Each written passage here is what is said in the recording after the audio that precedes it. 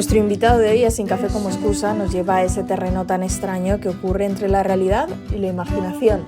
Ahí es donde transita su personaje en la obra María Luisa, en el Teatro de la Abadía. Juan Minuesa, bienvenido a Terreno y Cuenta Nueva y gracias por estar hoy con nosotros. Pues muchísimas gracias a ti, a vosotras. Muchas gracias. Estamos empezando la temporada estamos en realidad esta temporada haciendo una reflexión acerca del teatro del siglo XXI. ¿Qué crees que diferencia? ¿Cuáles crees que son las características del teatro contemporáneo? Ostras, eh, pregunta.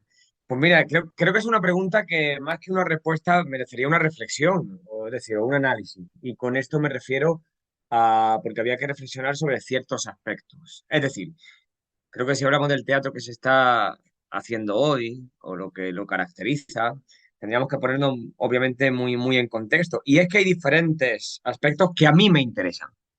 Es decir, se ha hablado de mucho de ese boom de la autoficción, cuando es algo que lleva más tiempo de lo que, de lo que podemos pensar. Sí que es cierto que hubo algunos puntos de inflexión importantes, quizá, no sé, me viene La Casa de la Fuerza de Angélica Lidl, que creo que fue en 2010, o Zeus de Moagat, no sé si lo he pronunciado bien. Y a partir de ahí es verdad que hubo una irrupción enorme y debería hablar de la autoficción. Podríamos hablar también de cómo ha evolucionado el teatro documental, ¿no? El teatro documento, con cosas que se están haciendo como la agrupación Señor Serrano, por ejemplo.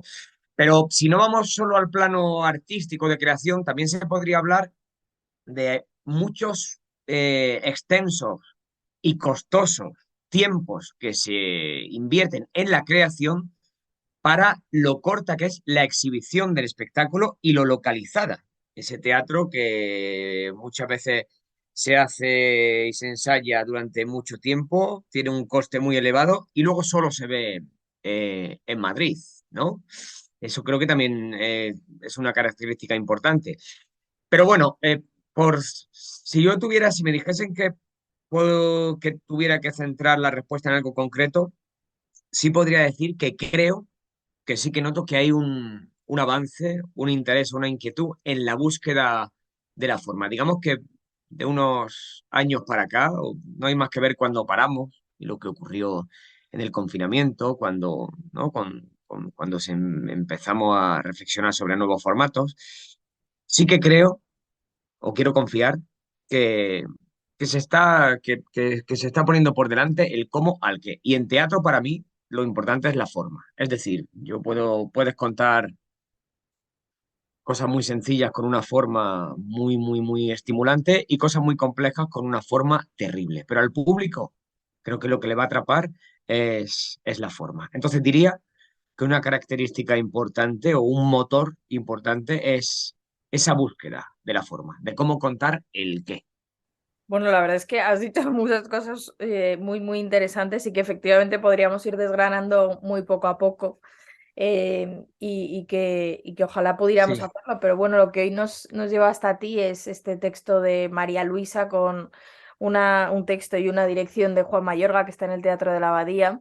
Y precisamente hablando del que María Luisa es una obra muy interesante porque es una comedia, pero como toda comedia esconde un drama sobre algo del día a día, algo que tenemos mucho más presente de lo que creemos, que es la soledad.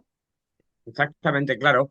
La soledad que no tiene que ver con estar o no acompañado. Siempre que pensamos en soledad, y en este caso María Luisa vive sola, pero ha habido momentos, yo ha habido momentos en los que a veces cuando más soledad he sentido han sido los que más acompañado he estado. Pero sí que es cierto yo creo que la soledad es un problema que siempre va a estar ahí. Es decir, que podemos mejorar circunstancias que nos vayamos encontrando, podemos reflexionar sobre la soledad de ciertas personas a cierta edad, pero creo que es un problema que siempre va a acompañar al ser humano y sobre el que siempre podremos reflexionar, ¿no? Uno se puede sentir solo, puedes tener pareja, hijos y familia alrededor y sentirte solo, y de repente puedes estar solo en casa, sin un núcleo familiar alrededor y puedes sentirte más acompañado, ¿no? Creo que es algo bastante difícil de medir, pero creo que contra lo que hay que luchar y con lo que todos sí deberíamos sumar es contra la soledad no deseada. la soledad inevitable. ¿Cuántas personas mayores hay que tienen muy poca gente con la que hablar, muy poca gente con la que evadirse y prácticamente nadie a quien contarle un problema que tenga? Sí, porque es verdad que al final María Luisa nos lleva precisamente a esas personas que, como cualquier otra, de repente un día se vuelven invisibles para los demás. Exactamente, se vuelven completamente invisibles y bueno, y en esta sociedad, si yo ahora veo un reportaje sobre personas que llegan a los 80 años o más jóvenes, a los 70, a los 60 y están solas, digo esa edad porque porque es más terrible cuando se empieza a ser dependiente, ¿no? A partir de los 80, por marcar una edad, ¿no? Y por concretar, hay cosas que por ti, que no te puedes valer por ti mismo. Porque una soledad a unos 40 años, a unos 50 siempre vas a poder salir a la calle, generar alguna actividad de ocio, generar incluso algún vínculo. Pero ¿qué pasa con la soledad de personas que no pueden hacer lo que desean, no pueden salir de casa cuando quieren, no pueden ir a comprar cuando lo necesitan, no pueden apuntarse a una actividad que anuncian en su barrio para personas mayores porque es un trabajo para ellas salir de casa?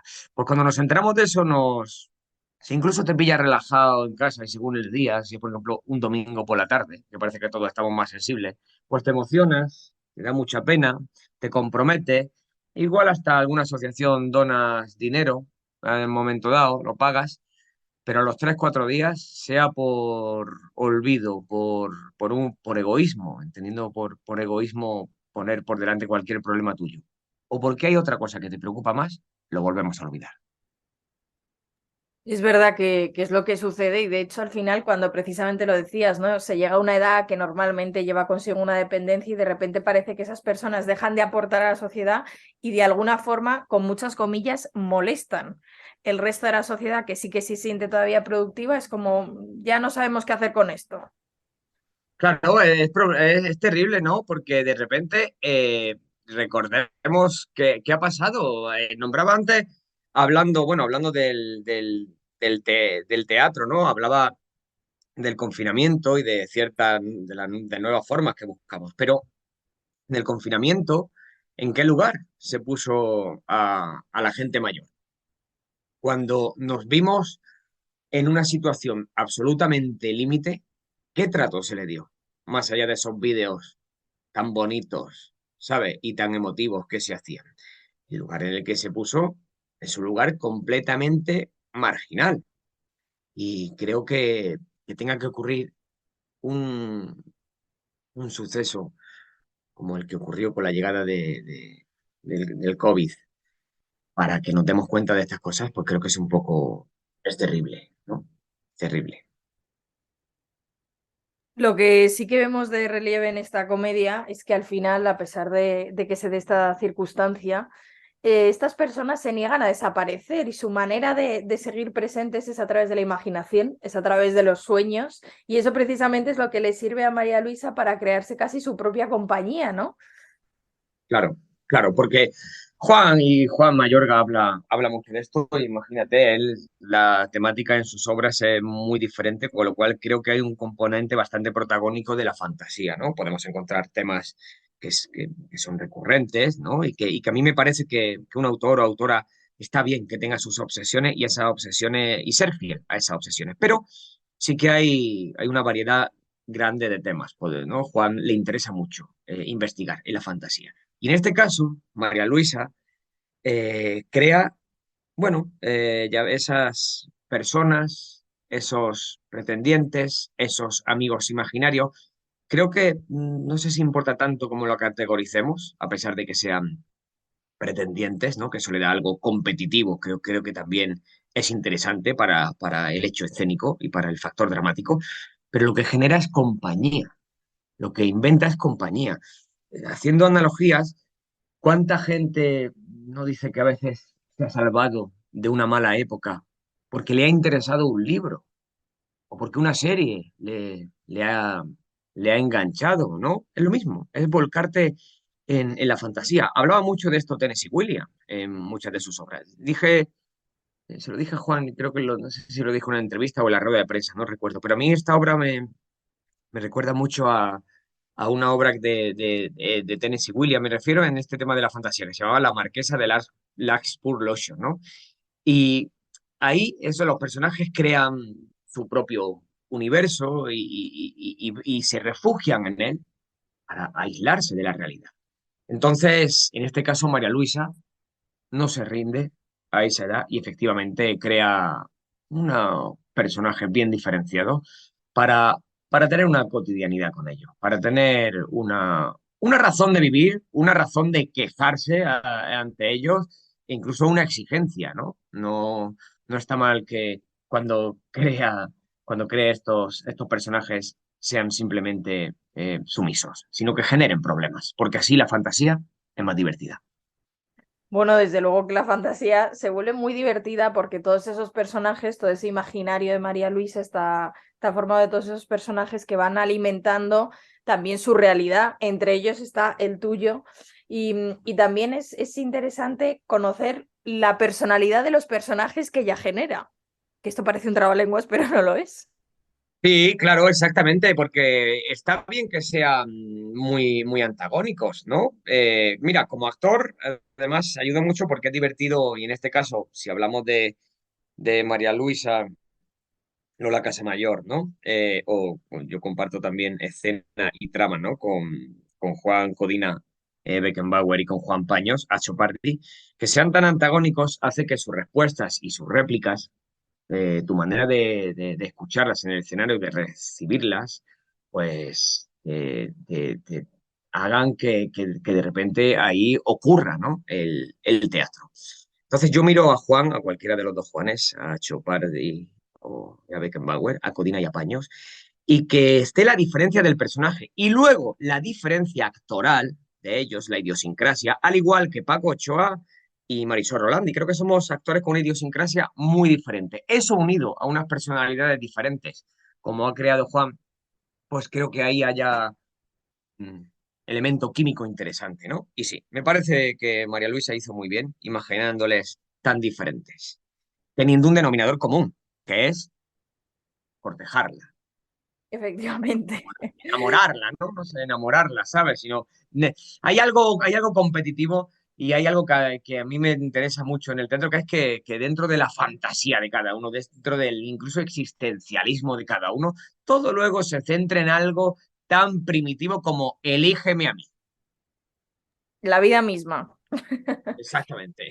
Sí, claro, claro, porque a todos nos gusta siempre que nos elijan, ¿no? En cualquier ámbito, en el ámbito escolar, en el ámbito profesional, en el ámbito artístico, en el ámbito deportivo, ¿no? Siempre cuando te sientes elegido. Yo recuerdo, yo soy futbolero y he jugado al fútbol mucho.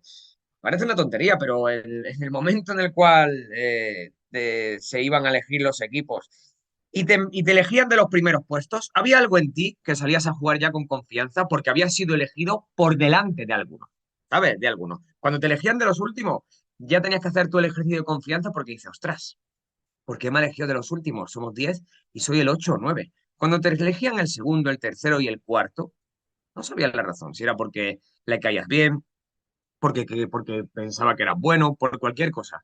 La confianza con la que jugabas era diferente. Entonces, creo que el ser humano necesita sentirse a veces elegido por encima de otras personas. Aquí decimos, no, pues, decir, qué maravilla que todos seamos iguales, el premio es de todos. Sí, vale, el premio es de todos, pero cuando te eligen por encima de los demás, hay algo que no tiene por qué ser soberbia, pero sí confianza que dice, oye, mira, qué alegría. Y eso es lo que buscamos, que María Luisa nos elija. Es un poco la verdadera naturaleza del ser humano, ¿no? Sí. Precisamente tu personaje realmente es una persona cuya normalidad le hace especial, que es curioso.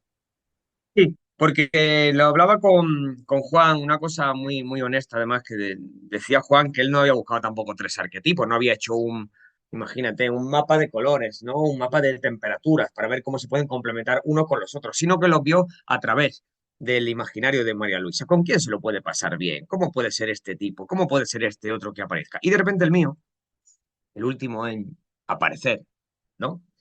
De repente, en cuanto al nombre, Olmedo, en cuanto a las primeras inquietudes que muestra la obra, cómo estamos María Luisa, hemos hecho los ejercicios, has tomado las pastillas, pues puede parecer en contraste el que viene a cuidarla, el convencional, ¿no? ¿Qué ocurre? Que al igual que ocurre, la fantasía tiene vida propia. Siempre hemos tenido miedo de que los robots se rebelen, ¿no? Y yo creo que la fantasía también se revela siempre. Entonces siempre estamos leyendo un libro y imaginamos cuando va a llegar al final cómo puede acabar. Se nos revela la fantasía en la mente. Pues aquí yo creo que Olmedo de alguna forma se revela y al escuchar todas esas frases de Olmedo nunca hace nada incorrecto, Olmedo me cuida, pues de repente se convierte en un pequeño rebelde de buenas formas. Y dice, pues creo que mi manera de conquistar a María Luisa va a ser generando discordia entre ellos. Y me lo paso muy bien haciéndolo, te lo digo, ¿eh? Porque ver incordiar a Codina e incordiar a Paños es una cosa bastante divertida. Desde luego que lo es y se ve porque al final esta es una función de personajes. El trabajo del elenco tiene que ser muy preciso, tiene que ir también un poco como un reloj, tiene que haber mucha coreografía entre todos porque es una verdadera función de personajes. Solo importan los personajes. Y se ha insistido mucho en este tema. Mira, no me importa decirlo porque creo que es importante. Y a veces a mí, en otras funciones, me encantaría. A mí me gusta mucho escuchar entrevistas de gente a la que admiro. Hace poco, fíjate, nada, ayer, estaba escuchando una entrevista de Pablo Messier de Los Brillantes Empeños, una obra que hace un montón, pero me gusta, me interesa.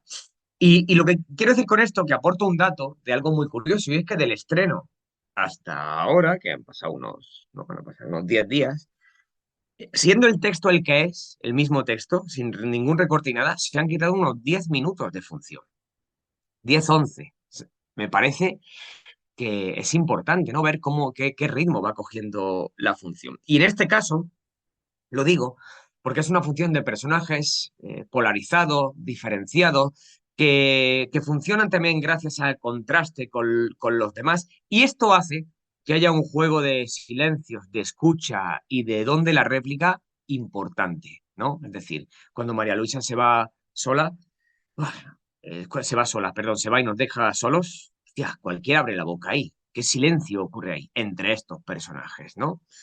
Entonces, sí, efectivamente es una función de personajes más que de trama, ¿no? Siendo la trama, por supuesto, los personajes, pero creo que el encanto de esto es la diferencia, la confrontación, el amor y la necesidad que Juan Mayorga ha tejido entre unos y otros. El portero con María Luisa con Angelines, Angelines con la propia María Luisa, Olmedo con María Luisa, pero también los necesita a ellos, o sea, a chupar, o sea, sí, creo que es una función de personajes que en un primer momento parece que se repudian, pero también se buscan. No sé si decirse, algunos se necesitan y otros se buscan. Claro, y todo esto, como decíamos antes, transcurre y transita en esa fina línea que separa lo real de la imaginación, si es que no es lo mismo, si es que a veces sí, si es que otras no. Es difícil, ¿no? Mantener ese éter. Sí, porque exactamente, porque es interesante, es como de repente cuando vas a ver un truco de magia, nombra a Juan Paños, por ejemplo, que es mago, y ves algún truco y dices, ostras, pero esto cómo ha sido, esto no hay explicación posible, esto es truco, ¿qué importa? ¿Qué importa? O como una vez vi en un ejercicio de clase a una persona llegar y contar una historia profundamente trágica, pero desde la luz, ¿no? Desde la luminosidad. Y al final me dejó pensando, ostras, ¿esto que ha contado es verdad? Y yo pensé, digo, porque para mí fue un punto de inflexión de importante, ¿eh? Con el tema de la ficción, de mi relación como actor con la ficción. Y pensé, ¿qué más da si es verdad? ¿Qué más da si es mentira?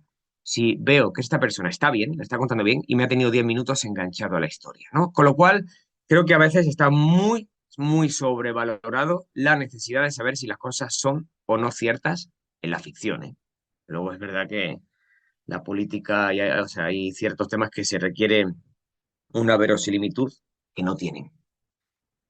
Pero Paradójico. bueno, creo, mira, esto engancha con la primera pregunta. Cuando hemos reflexionado sobre el teatro del siglo XXI, a mí también me hubiera encantado reflexionar sobre cómo parece que estamos dejando ya de caer en la trampa del realismo. Se ha caído durante mucho tiempo en la trampa del realismo, ¿no? Esto ya está muy bien hacer Ibsen, pero es un tipo de teatro, ¿no? Y creo que hoy en día esa necesidad de esa línea entre lo real y lo imaginario se está diluyendo, diluyendo, diluyendo y no importa tanto. O al menos en lo que yo quiero confiar o en lo que yo estoy.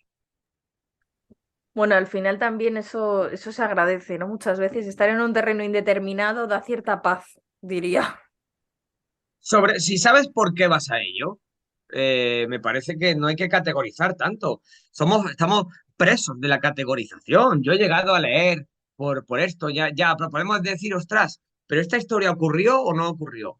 Vale, pero, ostras, ¿esto a qué pertenece? ¿Esto es real? Entonces vamos a denominarlo como basado en hechos reales. No, pero es que se inspiró, bueno, inspirado en hechos reales. Vale, me parece bien que si una relación con hechos que ocurrieron, se tenga eso que nombrar, pero hemos caído en una trampa de categorización penosa. Yo he llegado a leer por ahí thriller rural de época y dices, chico, o sea, yo de por sí ya que tengo una lucha que no sé, que no tengo ninguna solución, no tengo ninguna propuesta, pero a mí me encantaría eliminar de los programas de mano la sinopsis, de verdad, que es que las sinopsis son terribles, que el otro día estaba leyendo un libro, no diré cuál, pero da igual, pero encima era una novela negra, que en la sinopsis el suceso que cuenta ocurría en la página 170 de un libro que tiene 300 páginas.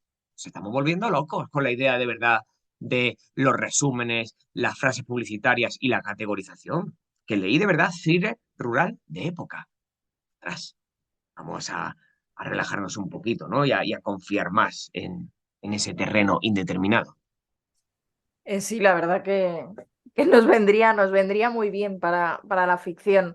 Al final, María Luisa decíamos que es una comedia, pero tiene parte melancólica, tiene parte nostálgica. Es verdad que nunca llega a ser triste, pero deja un extraño sabor de boca. Eso también es un terreno indeterminado que también es muy interesante. Sí, que parezca, porque no voy a contar mucho, pero para mí creo que esto sí lo puedo decir sin decir que. Cuando yo leí el texto, a mí yo lo primero que llegué a pensar es que cierto simbolismo del final tenía que ver con la muerte. Pues te diré que en los días que llevamos de público nadie me ha dicho que haya pensado eso. Me interesa mucho la polisemia y me interesa muchísimo la recepción diferente del público, porque no sé, no hay nada que me agote más. Es una frase hecha, habrá cosas que me agoten más, pero me agotan mucho los profesionales del arte escénico que se excusan ante una recepción del público. Dicen, no, es que no lo has entendido, no, es que esto no es así, es que hemos querido contar esto. Vamos a ver, si esta persona del público, este espectador, este espectador, esta espectadora, ha recibido eso, por algo será. Y a lo mejor el problema puede ser de la historia o da igual, o del público, de repente no lo ha entendido bien, muy bien, pero le pertenece su recepción y es hermoso y es bonito y tenemos que celebrar cuando hay gente, cuando hacemos producciones, y creo que las obras de Juan, creo que lo de Mayorga tiene mucho esto, ¿no? Ese misterio de cómo se pueden recibir las cosas. Sus textos los lees sin estar montados y se abre un mundo de posibilidades. Y a mí me interesa mucho, me interesa mucho. Bueno, al final efectivamente el texto y el teatro no dejan de pertenecer al público, ¿no? Y ese es también el sentido, que el público lo recibe según las circunstancias de cada uno. Eso también le da un propio sentido a cada texto. Claro, le da un propio sentido a cada texto y eso hace que si de repente llevas 100 funciones en Madrid y luego vuelves en temporada y haces otras 60 y empiezas la gira y bueno, tal, y de repente en 2 días en Valencia hay un encuentro con el público y te dicen un aspecto de la obra que estás haciendo que tú desconocías, que el autor seguramente ni siquiera haya tenido intención de ello, pero que si el público se ha abierto esa puerta, cada vez que luego tú transites por ello, lo vas a tener presente y va a ser bonito y va a reavivar la creación, gracias a esa recepción del público. Terribles son las obras que solo tienen una lectura. son terribles. Es como el teatro dogmático. No me interesa el teatro que tenga un único significado, incluso aunque ni siquiera ese significado forme parte de mis obsesiones o ideologías. Y lo digo en plural, a propósito, me refiero a mis maneras de ver el mundo. Juan Minuesa, gracias por habernos acercado a esta María Luisa que está en el Teatro de la Abadía y gracias por habernos dejado andar en esta función. Muchísimas gracias a ti por el apoyo que nos dais, por las preguntas que está bien reflexionar sin tener que contestar como si fuese tipo test.